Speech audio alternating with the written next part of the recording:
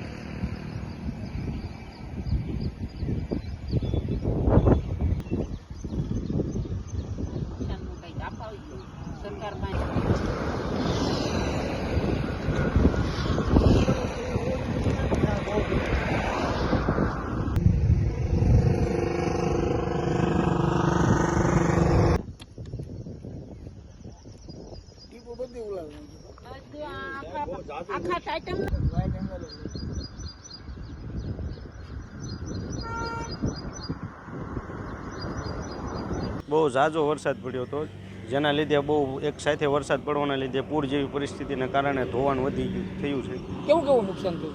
જો કે પાળાને એવું તૂટી ગયું છે, ડ્રીપ એક તરફ એમ ખેંચાઈને તૂટી ગઈ છે, વૃક્ષો ને આ લાઇટ ને બધું વહી ગયું છે, પડી ગયું છે, એવી સ્થિતિ। શું માંગ છે?